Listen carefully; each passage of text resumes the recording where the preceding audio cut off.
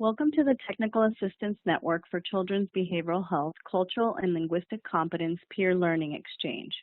The Peer Learning Exchange is a webinar or monthly call with topics focused on promoting health equity and eliminating disparities in child, youth, and young adult behavioral health.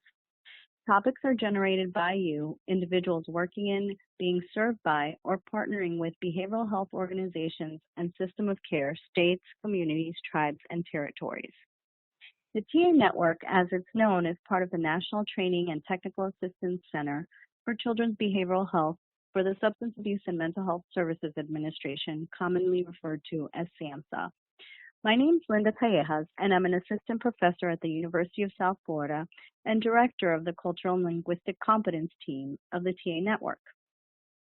Today's webinar is titled Cultural and Structural Considerations in Addressing Psychosis in Young Adults, and will present findings from research and practice on the ways that culture and structural conditions, including poverty and stigma, affect the experiences of psychosis in young people, their access to services, and outcomes. I'm excited to welcome the experts that will be leading this important discussion today. Let me begin with introductions. First, we'll hear from Dr. Nev Jones, Assistant Professor in the Department of Psychiatry and Behavioral Neurosciences in the Morsani College of Medicine at the University of South Florida. Dr. Jones maintains an affiliate clinical faculty appointment at the Yale University School of Medicine's Program for Recovery and Community Health. Following her presentation, we'll hear from Oscar Jimenez Solomon, a research scientist with the New York State Psychiatric Institute and Senior Research Staff Associate in Psychiatry in the Department of Psychiatry at Columbia University. He's also Research Coordinator at the Center for Excellence for Cultural Competence.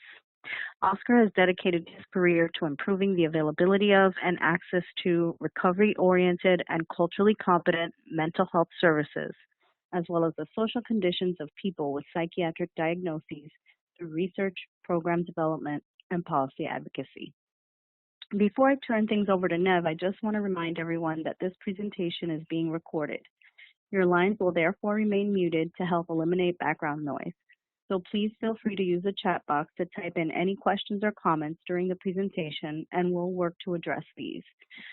Under the public chat box, where you can comment and ask questions, you should see a box labeled Files that includes a downloadable copy of the PowerPoint being used for this presentation.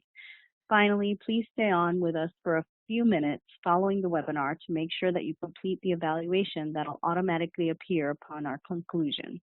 And now I'll turn the discussion over to Nev Jones. Great. Thanks, Linda. By adding to the introduction that Linda provided, that I've been doing work on early intervention in psychosis for, I guess, over a decade now. And a lot of my concern has been with really trying to understand which populations, which sort of subpopulations within the early psychosis service world are really underserved in one way or another. Where do we see pockets of really high disengagement? Where do we see people withdrawing from service? And where do we see poor outcomes in the sense of folks who are not sort of at the time of discharge or at the time they disengage from coordinated specialty care services really on track for, you know, full kind of participation in the community. So a lot of that has led me to a focus on trauma, adversity, and race and the way that these identities and identity markers and experiences influence people's kind of trajectories into care and through care, through coordinated specialty care.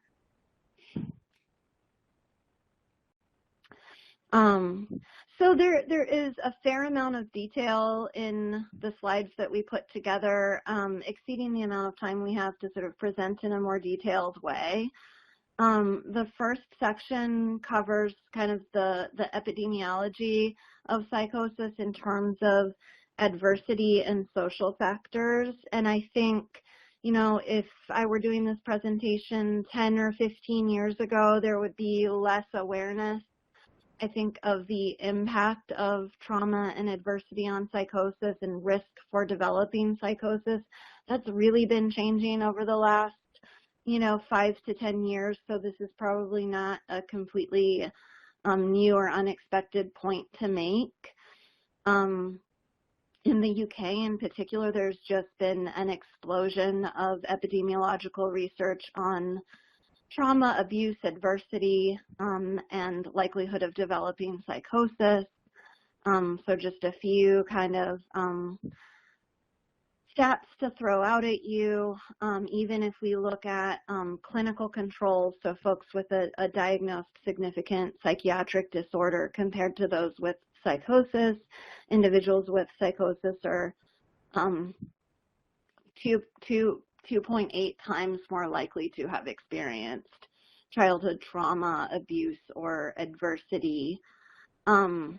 Sexual abuse specifically has been most strongly linked to increased risk of hearing voices, both within sort of the schizophrenia spectrum and outside, so associated with other diagnoses, but also within the schizophrenia diagnostic umbrella.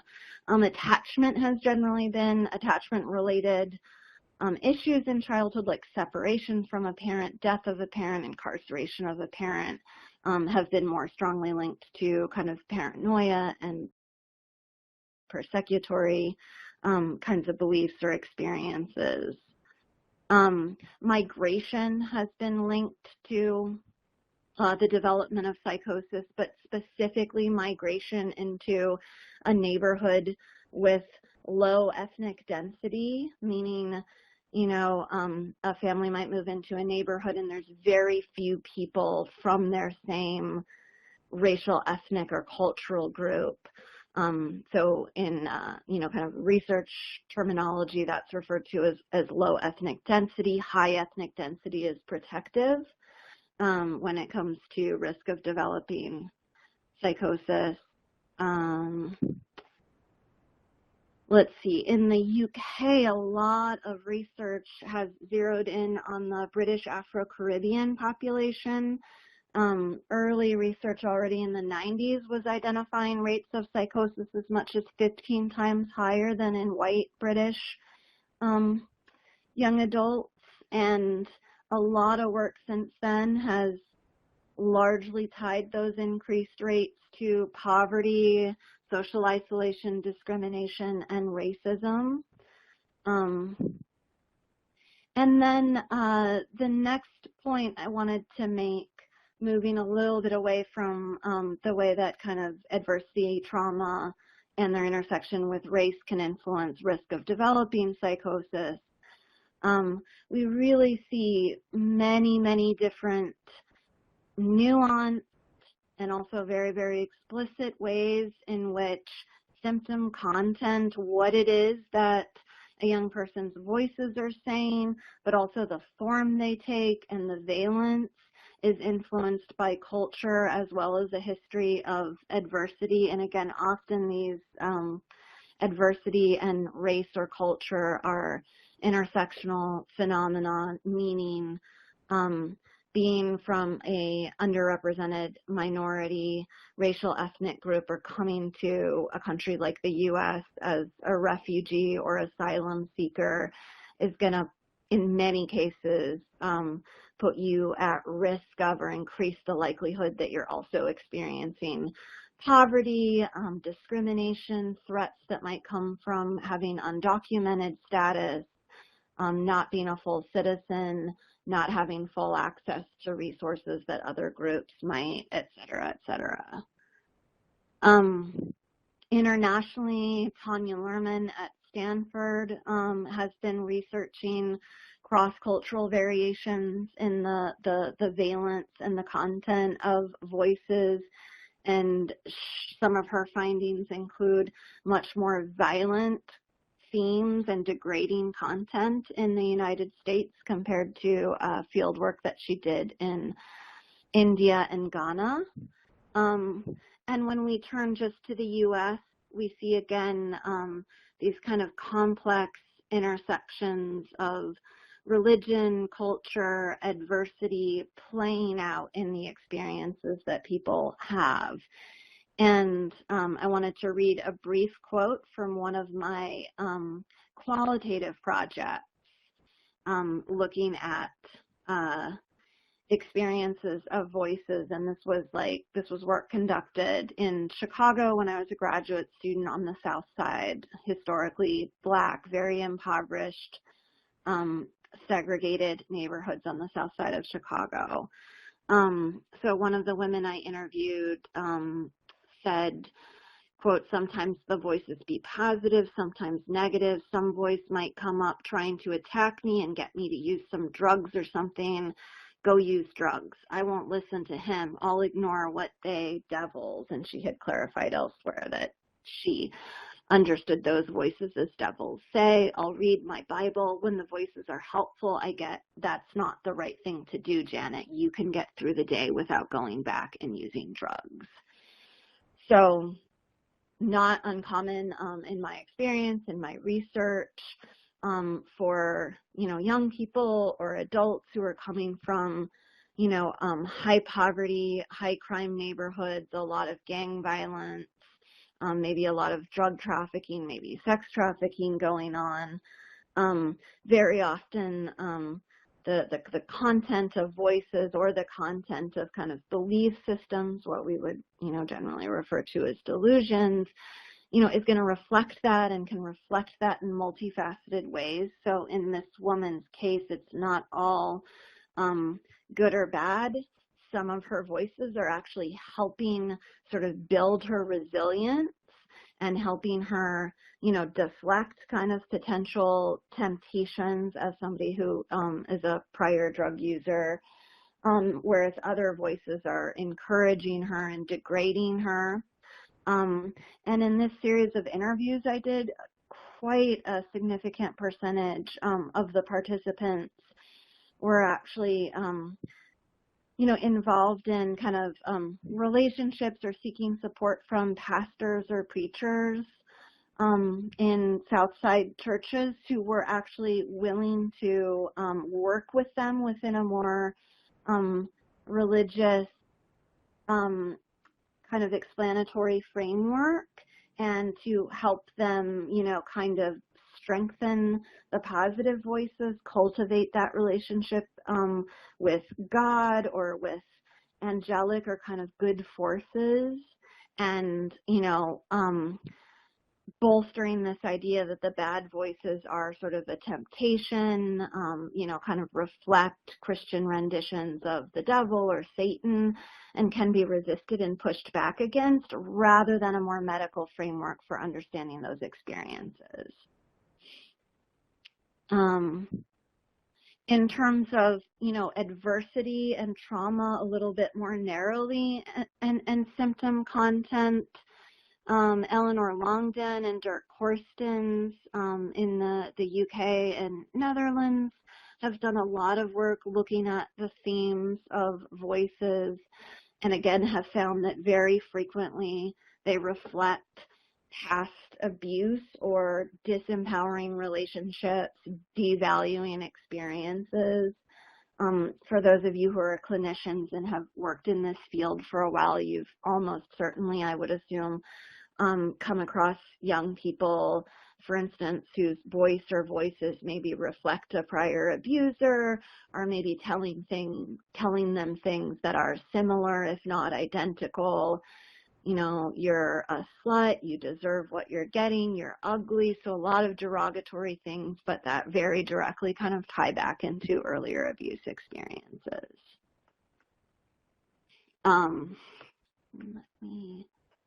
Okay, and I apologize because these slides are still not up.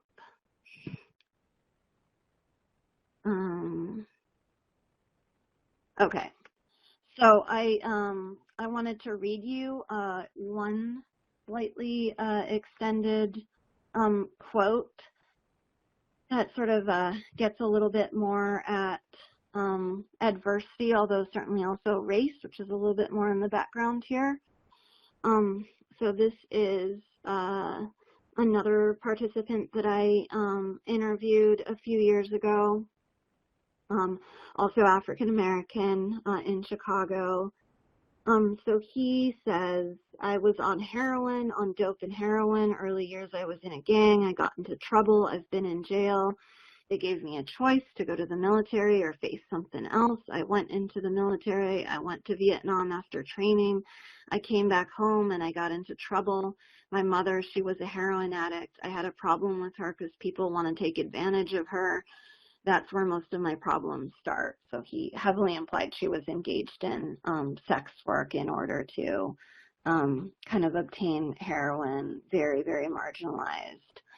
I started sticking up, stealing to start supplying my mother's heroin so she wouldn't have to go out there on the streets. All that's to say I had no chance at life, at childhood or life. Then I committed a robbery. I went to state bill. Then I got news that my mother had OD'd and died. The administration program warden, security warden, they denied me to go to the funeral because of my gang affiliation. 2 days later, this call at the chow hall, mess hall, the lieutenant that walked up to me walking down the aisle, looking at me laughing, he's the one that recommended that I shouldn't go. So the lieutenant said, no, you can't go to your mother's funeral. If he say yes, I would go because he had a lot of the influence. He walked up to me and said, I'm sorry, but I couldn't let you go, with a big smile on his face. I ain't seen nothing that was so funny. I pick up the plastic knife and stick it in his neck. And he goes on to clarify later that that his mother's voice was talking to me, telling him to do that. So he said later in the interview, I hear her all the time. I think if I wouldn't have heard voices, I probably wouldn't have stabbed him. But my mother's voice said, he no good, do something to him. I couldn't take it. I had to pick up and stab him in the neck. So this is a really compelling example, I think, of how entangled, poverty and the fact that, as a young man, he turned to, kind of theft and robbery and gangs really in order to try to help his mother, who was, in a really kind of very, very precarious, dangerous position. He ends up in prison. He's experiences just sort of, maliciousness, unkindness, because so much of his life before that had revolved around his mother. He can't go to his funeral, and then she's the voice that he hears. And clinically, I hope it's almost kind of overabundantly obvious the value or even necessity in a case like this, right, of working with these experiences and working with the psychosis, the fact that he's hearing his mother's voice, the kinds of things she's telling him in light of this, these life experiences he's had, the context of discrimination, the context of poverty, and the context of race as well. And then very quickly, the next kind of chunk of this presentation, okay, and do we have slides up now? Yeah. Can somebody else advance them? Because it looks like I've lost. Yes, I'm advancing the slides for you, Nev. Okay, so you can go to the next one. So I just want to really briefly talk about some research that I did in California using a very kind of granular coding of early intervention, coordinated specialty care clients, medical clinical records, and clinical assessments to look at poverty, undocumented status, background adversity, specific types of trauma, and how that affected outcomes. This particular paper was published in Early Intervention in Psychiatry in 2017. So that we see of those who were in the worst outcome group at discharge compared to the best outcome group, and the worst outcome group, to clarify, not working or in school, and also really struggling with symptoms, and the best outcome group, kind of the opposite pattern. They've gotten back to work or gotten back to school by the time of discharge and are managing, even if their symptoms or distressing experiences are not completely absent. So we see almost double the rate of individual trauma, nearly 80% versus 44% of the best outcomes group, 76% having experienced structural adversity, and again, this would be more like poverty, living in crowded housing, living in a dangerous neighborhood. much more likely to have been incarcerated themselves or have a history of violence or aggression, which in turn was strongly correlated with adversity and parental or first-degree family incarceration status. And then if we look on the flip side at sort of resiliency, community support, family support, we see the opposite. So you have kind of this relatively large group of clients who have experienced just a lot of hardship in their background already coming into the program, have much less family, community, and social support. And in a way, unsurprisingly, they do a lot worse.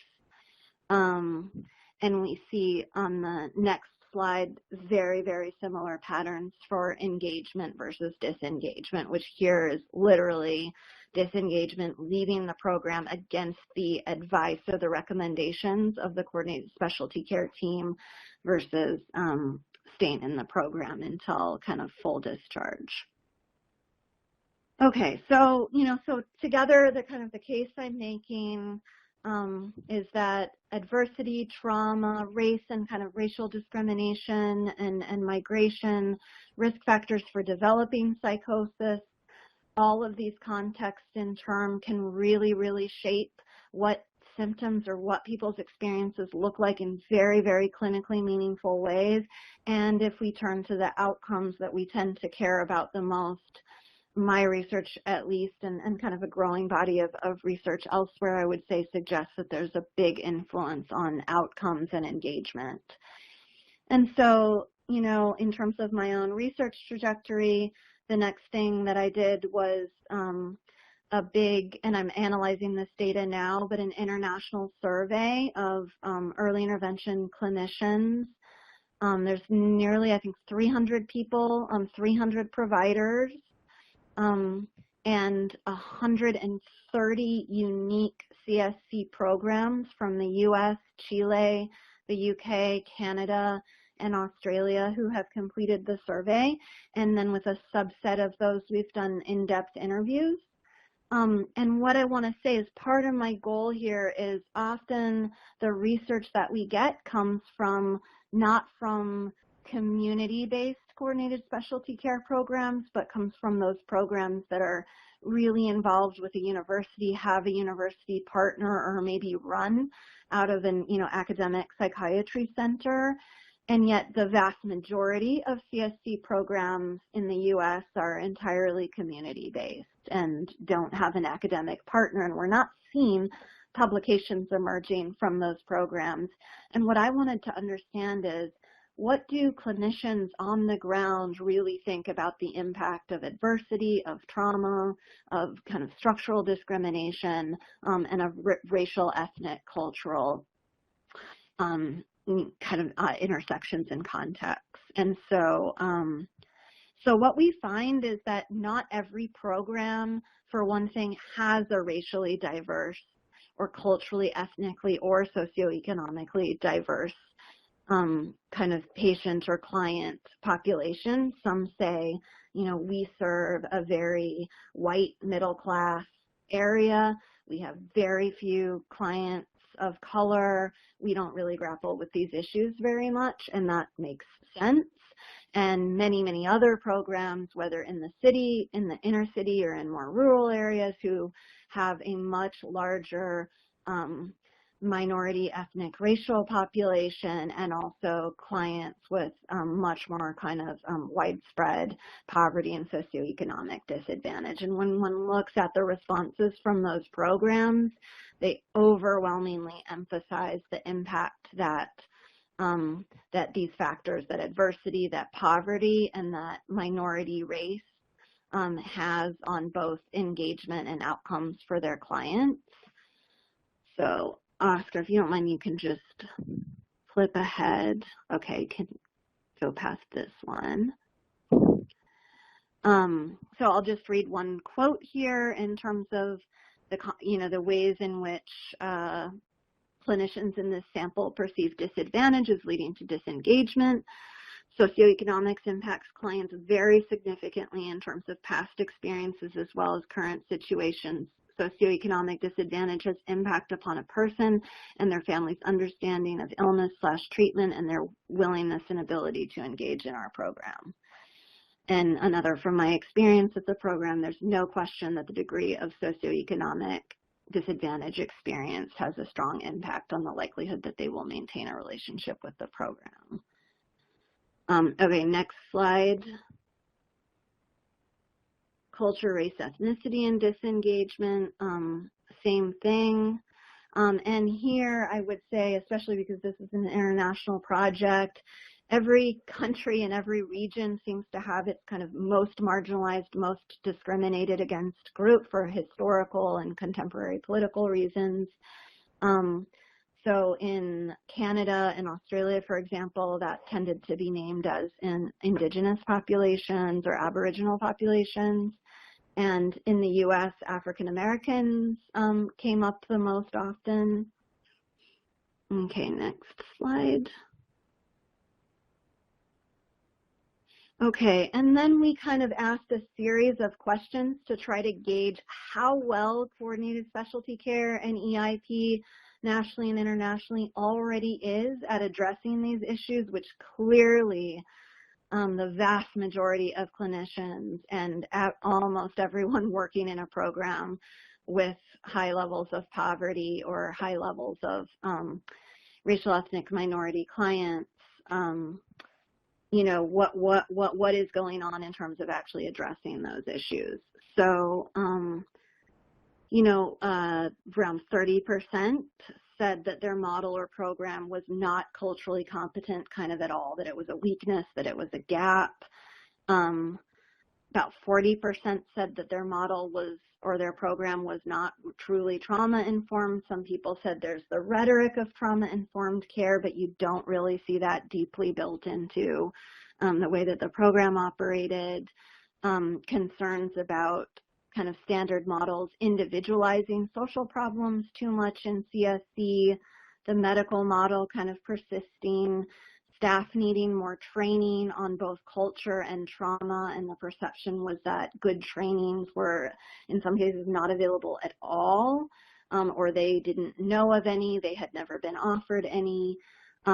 Training on structural issues, so again, sort of deeper structural racism, deeper underlying poverty, and then, you know, about 10% identifying team diversity as a problem. So like, well, all of our team is white, we don't have, you know, native speakers of the languages that many of our clients or their families speak, etc.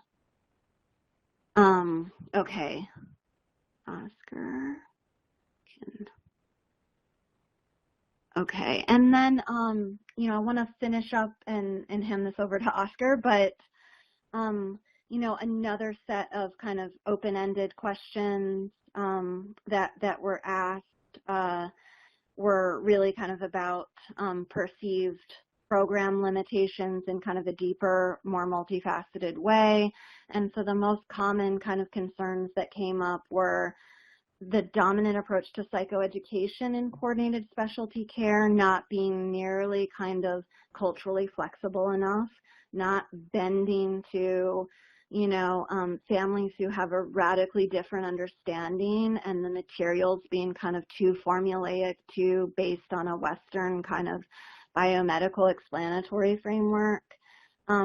And then a lot of concerns about diagnostic issues, confusion about, okay, are we talking about co-occurring or comorbid trauma, or a trauma-related disorder and a psychotic disorder, about them being entangled, people not knowing what to do when, yes, they're psychotic symptoms, but so strongly seem to reflect traumatic experiences.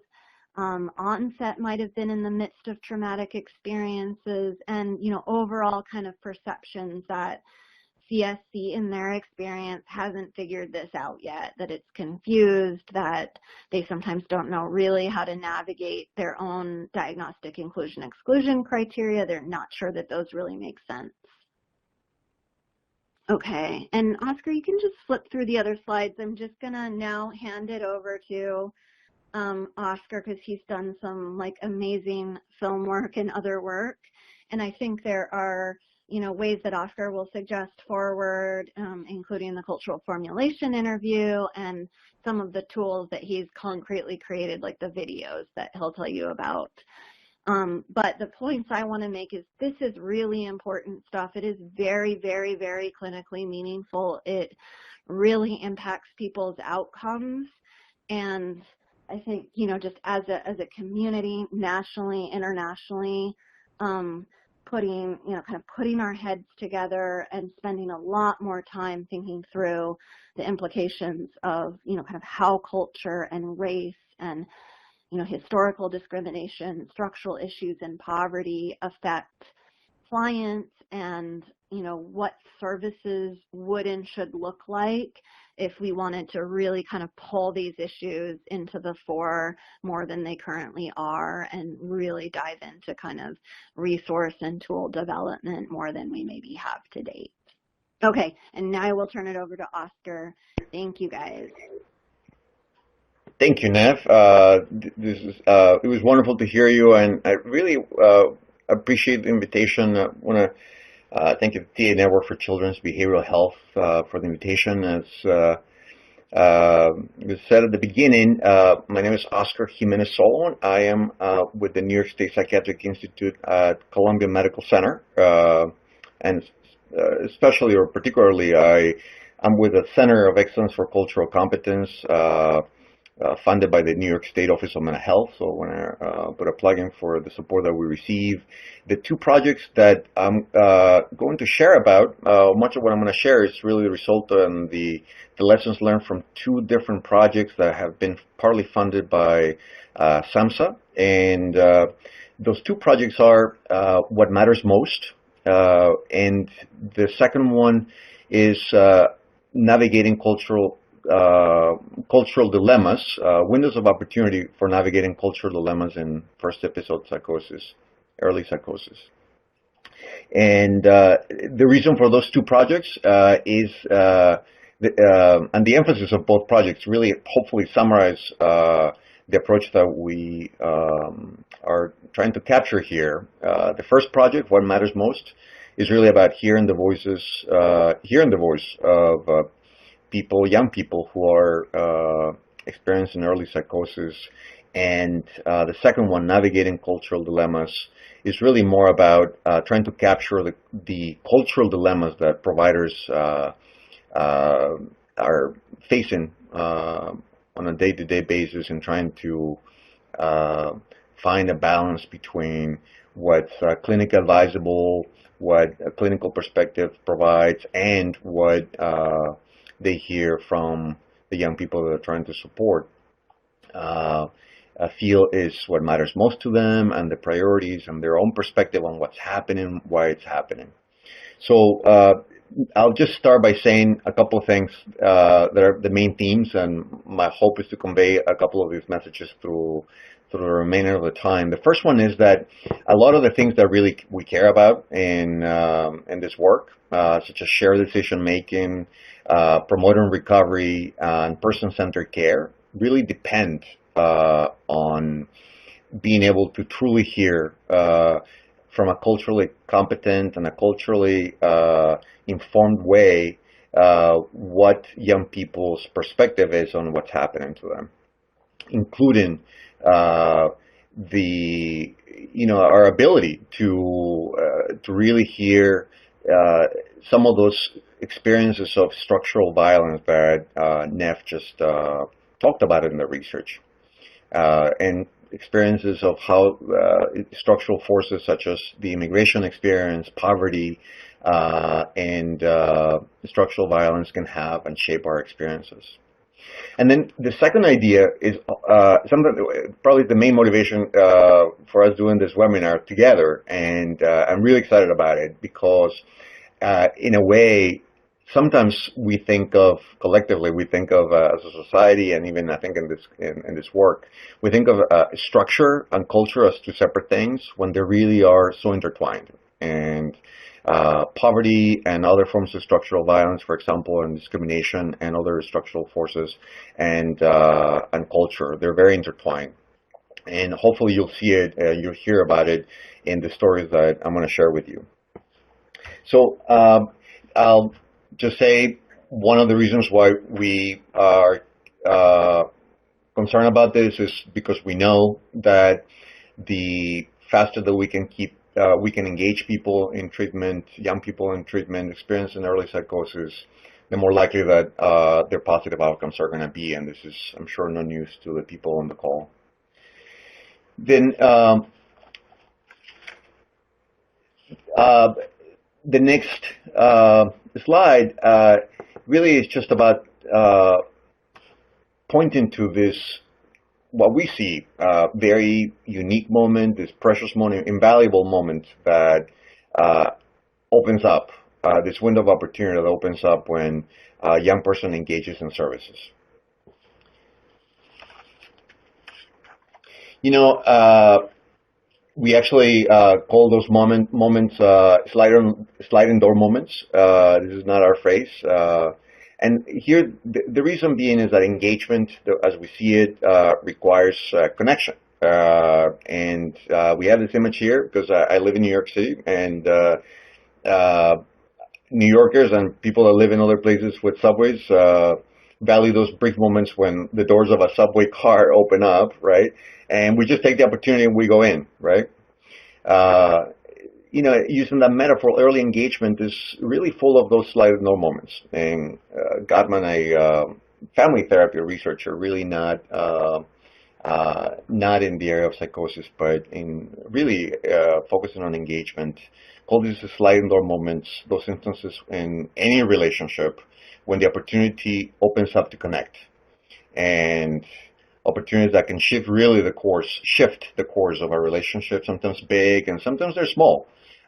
These brief moments when someone says one thing that, depending on how it's treated or responded to, can make a big difference. And just like that, the way we see it as early engagement in early psychosis is full of those sliding door moments. But what that really requires is that we can see them, you know, and this picture is from Picasso. Actually, he painted this over 100 years ago. And what we believe he was trying to say is that from medical training, as in many other professions, right, the student goes in with both eyes open and comes out with only one of them. And this is probably true not only for the medical profession, but for any others. And the question that it leaves us wondering about is, can we really see the person in her context, in his context?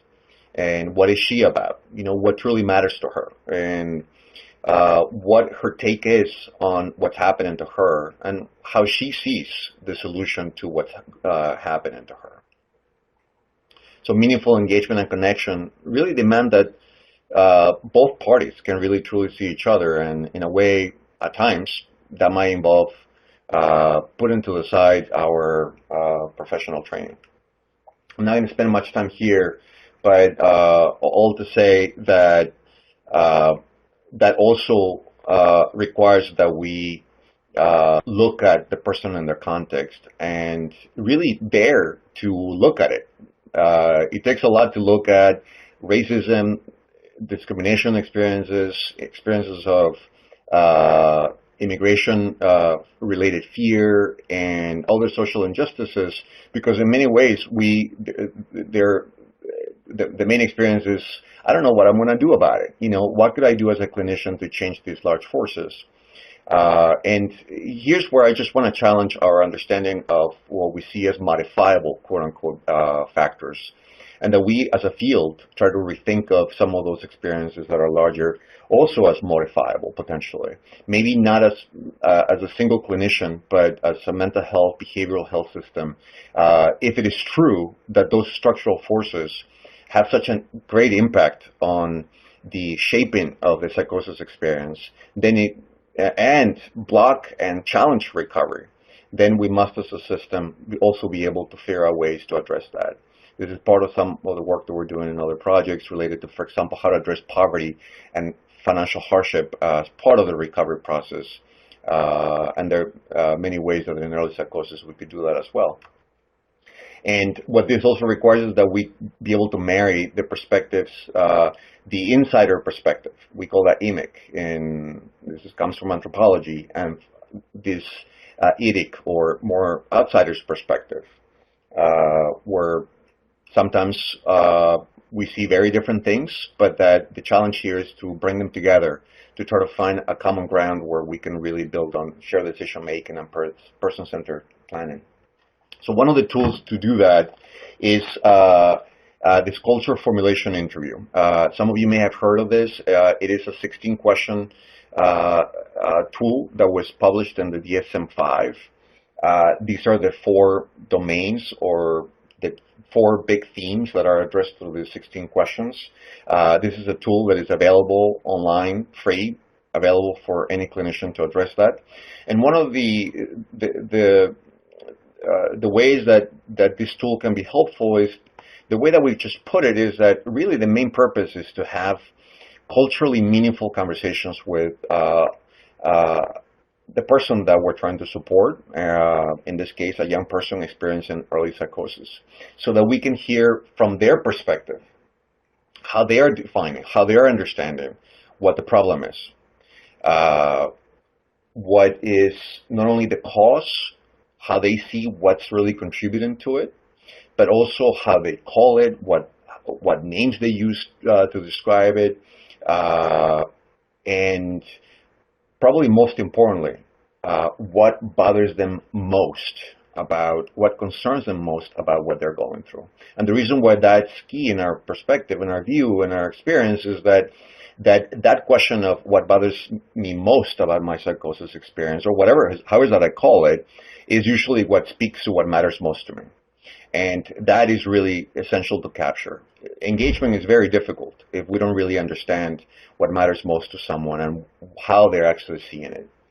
So that speaks to the first 2 domains. The third one really has to try to capture the past experiences of the person and what the person has tried. And much of this might be from within the system, mental health services, but much of it is not. Much of it might be the things that I've tried in my own community, through my church, through my peers, in my family. Healing practices that I may have reached out to, and some of which maybe I have found helpful and some of which I have not. And that is really essential because it's really hard to then understand what the perspective is of a young person on what and how I see will be helpful to me right now, which is the 4th domain.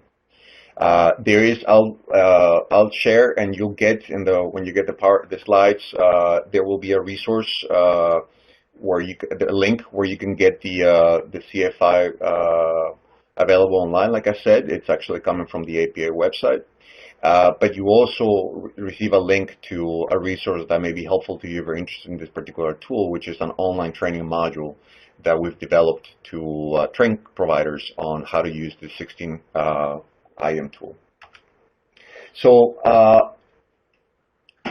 the project on what matters most is built on this notion that there is power in and a transformative power in encouraging the people that we're serving to build their own narratives, elicit the person's view on what's happening to them. This project, we worked on it for a few years. It's been a participatory process of engaging young people with first episode psychosis. I also want to thank the Center for Practice Innovations, which at Columbia Psychiatry as well, and On Track New York for the collaboration and developing all these tools. This participatory process was very, very important because the stories that I'm going to mention and you're going to see a short video about are stories, are real life stories. The real people are not in the videos, but the young people who participated in this research project identified the stories that they wanted to depict and participated through the entire process in the development of the scripts and then the video editing and the dissemination planning. These are the main themes of the 4 videos that depict the stories of the young people who are on the left. And these are the themes that are just another way of translating the themes from the culture formulation interview, where this is what we learned from the process, that it's really essential that in our process of engagement, we really capture what the young people that we're trying to engage think is what's happening and why it's happening, what concerns them the most about what's happening, what their families, how their families see what's happening, but ultimately what matters most to them in their own recovery process and how they would like to be helped. The conceptual process behind it is that through this participatory process and eliciting stories, it is possible to actually increase engagement and a sense of personal control and self-determination. So I want to move on now to show you this the trailer, which is really a 2-minute video that captures the 4 stories that are depicted in each of the 4 short films. Just to sum up them, there are actually 5 videos. The trailer, which we're going to show you right now, and then 4 short films, each of which depict one of the stories.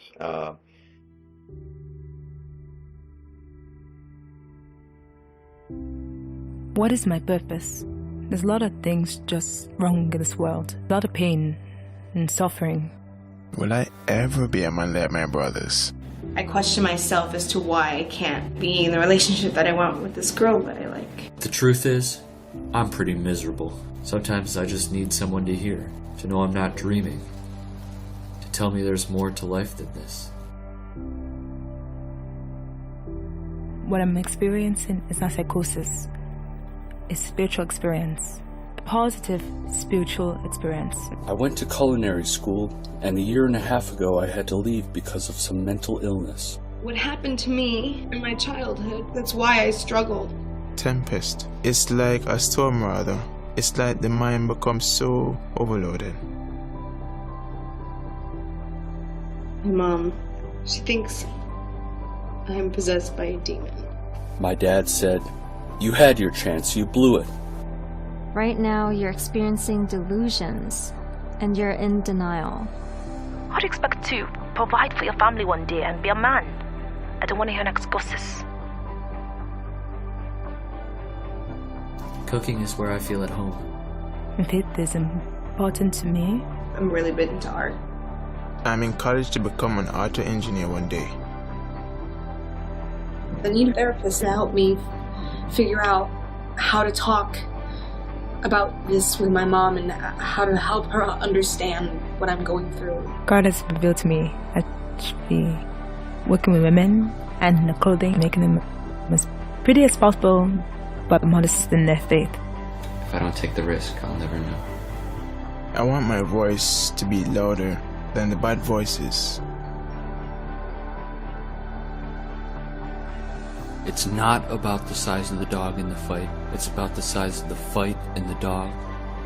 Well, this dog has a lot of fight in him.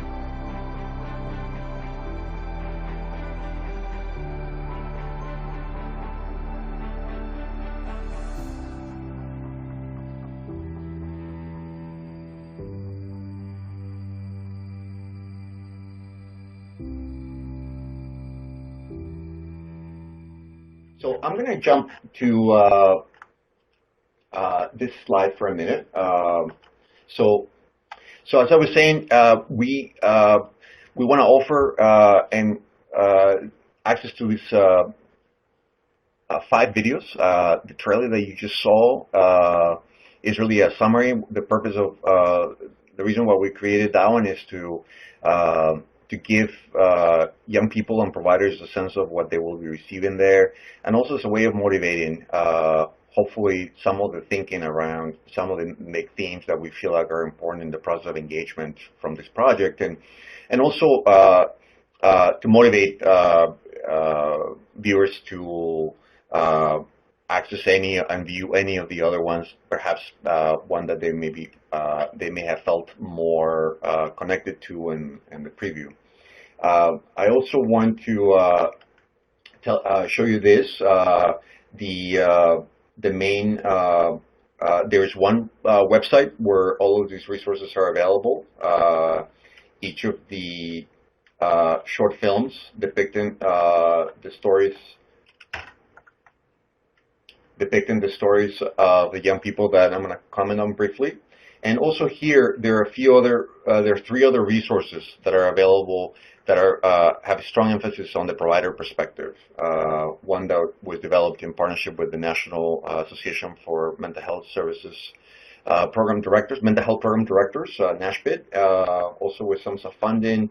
Another one developed with on-track support and the CFI training module. But going back to some of the key themes,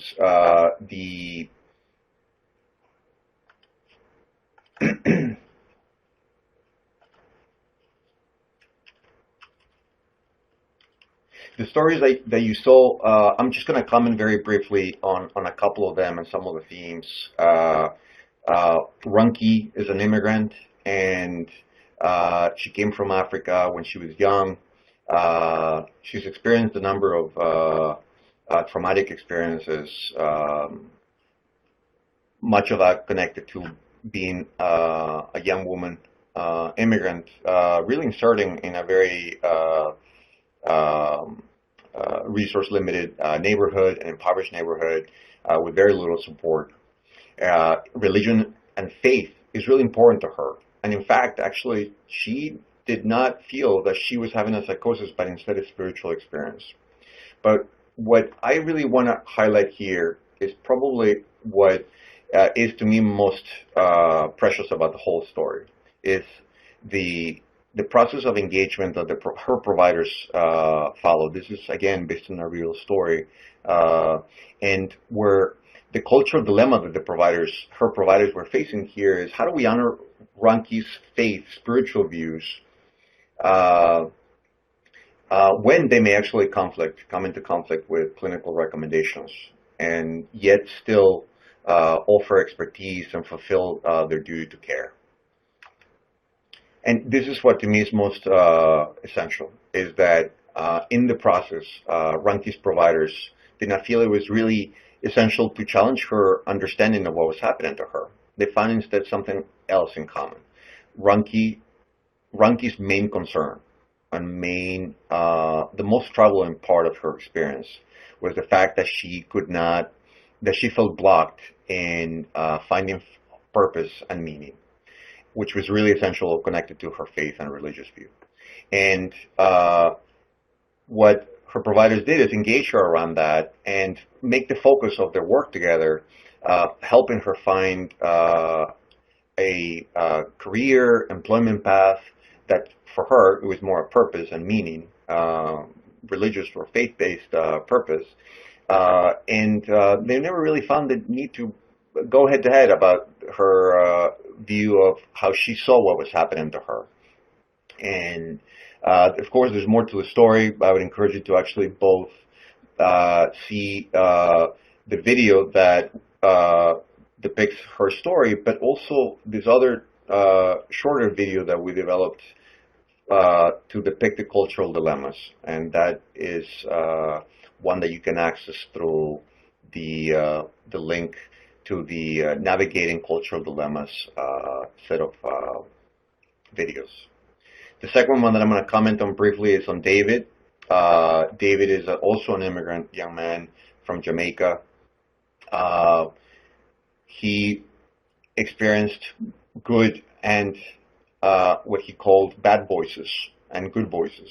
Very similar to one of the stories one of the situations or the cases that Nev mentioned.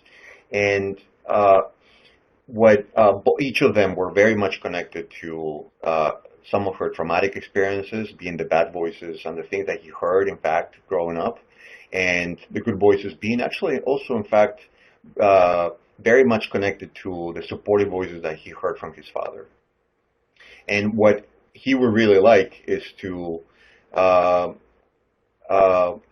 get help in not hearing the negative voices, but to embrace and to keep the good voices, because in fact, in his view, those voices are actually voices that, the negative voices are voices that attack his gender identity and his sense of masculinity, And the good voices are actually voices that feel supportive and reassure him that he's doing okay, that he's going to be able to achieve the things that he cares about, like becoming an auto mechanic engineer one day, being able to one day be a provider just like his dad and fulfill his role as a man. And this is really the essence of the cultural dilemma that his providers experienced and that they very successfully worked through with him. To find a balance both in what really mattered to him, engage him around his main concern of being able to fulfill his role as a man and his gender role in the way that he was raised and the things that he was taught and how he sees it himself, and at the same time address the clinical concerns of how troubling the voices were to him. So, fortunately, running out of time here, we're not going to be able to comment on the other two, but you get the PowerPoint, and I hope that this is motivating you to perhaps also watch these videos. We are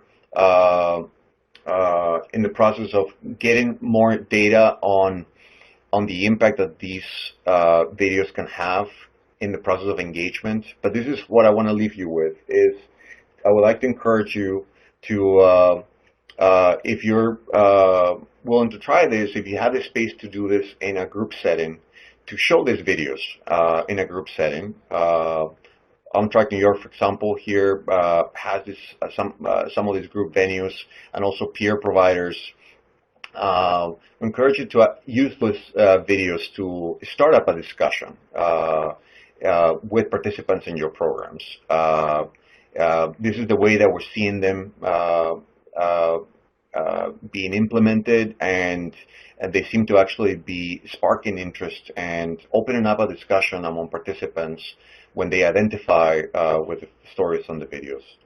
Again, you're going to get all these links to both the What Matters Most project, What Matters Most site is the website, and also the NASHPIT provider training tools that I mentioned as well. There's also another guide that is more extensive and is written form. And again, the link to the CFI itself, the 16-question tool, and the CFI training module. That is a 1-hour online training module that is available as well. So I'll stop here, and Tiara, I'll turn it over to you and see where we're heading from here. So I did let folks know in the chat that since we did run out of time, to continue to post their questions in the chat, and I'll leave the room open for a little bit more, and then maybe we'll consider doing the Q&A document to release with the recording, if that's okay with our presenters. So if you all have any questions, please go ahead and put your questions in that public chat. Please also complete the short 5-minute survey before you leave today. The link was posted in the public chat box as well. So again, please post any questions you may have for our presenters, and we'll put together a Q&A document to release with the recording, the edited recording, of course, and please fill out the survey as well. And so I'll pass it off to Linda to give our closing remarks. Thank you, everyone. Thank you very much to Nev Jones and Oscar Jimenez-Solomon for a really informative discussion. We do encourage you all to please send any questions, and hope that this spurred a lot of thinking and conversation around the work that's being done in this area that's really, really critical. So thank you to our presenters and to everyone who attended. And thanks to you for the invitation. All right, everyone, the room is still open. I hope you all have a wonderful afternoon, and we look forward to hearing your questions.